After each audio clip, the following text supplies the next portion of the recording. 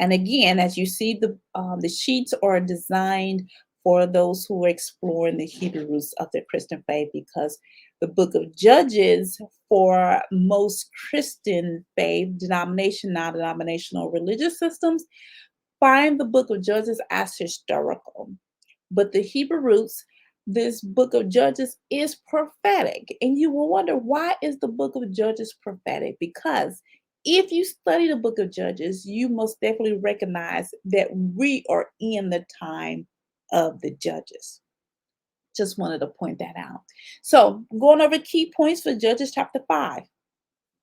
The son of Deborah, Barak or Barak for some, compared Jehovah going to war for them as the visit of the children of Israel at Mount Sinai. And we covered that in the cross reference. You will see that Exodus chapter 19, verse 18. But I encourage you to read that entire chapter, actually, the entire book of Exodus, if you have not. That's a really good study. So that was amazing to me, to make that comparison that Jehovah is going to war. I want to put this in your mind. Jehovah was the king of the children of Israel. So from the beginning, in the book of Exodus, actually, if you go as far as the book of Genesis, whenever his people was at war or had to fight any battle that he has caused them to fight or whatever, he always was in the battle with them. If you think about it, let's just think about Exodus. He fought for the children of Israel. They didn't have to pick up not one weapon at all.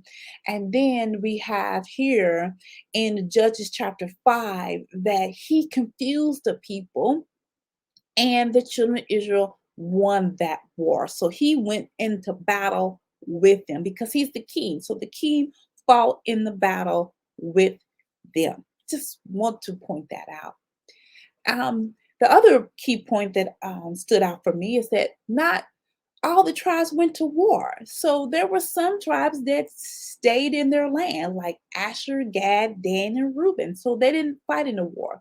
So Jehovah took those 10,000 that he told Barak or Barak to take with him, and he fought alongside with the children of the other tribes that did fight with him.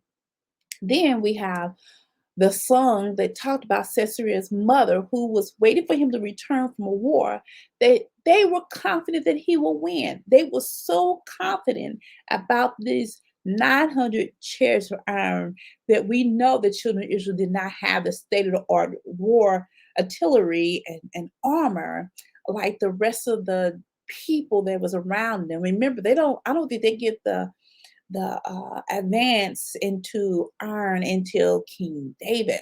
So right now they don't have all of that, because they don't need all that, because the king went to war before them, and he made sure that they have won every battle as he being the king, and they follow his instructions.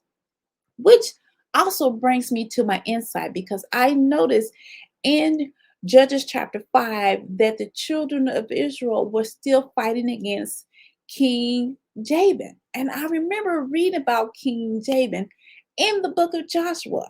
So to help us understand that King Jabin was not a name in particular, but it is actually a title, kind of like Pharaoh and King Abimelech. Those are titles of who is in kingship over those Canaanite lands.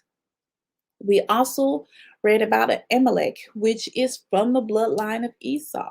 Those of you who plan on joining me on Tuesday at 7 o'clock p.m. for Genesis chapter 36, we will be going over Esau's bloodline. We will go through his genealogy. And then I know many people ignore genealogy because, one, the names are difficult. That don't mean we don't try.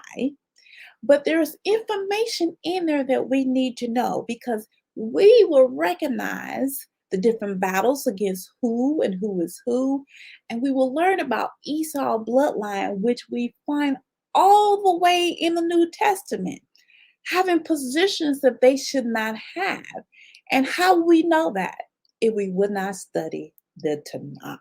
So those things are important. It all comes together as one.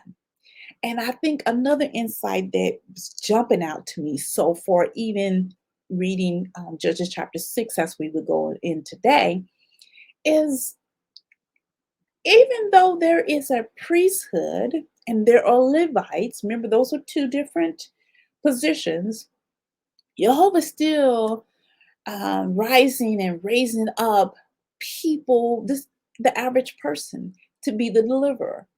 Now, it's probably just me thinking this, and you can tell me if you have these thoughts.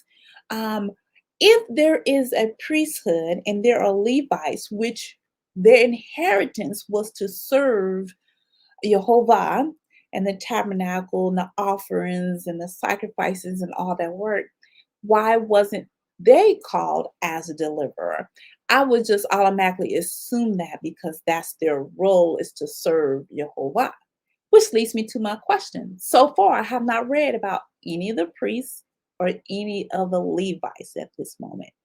Remember, the priesthood is from Aaron's bloodline, and the remaining Levites had other duties to do. So that's important to recognize there are two different roles when it comes to the Levites. So we have my cross reference, and there was no word study on last week.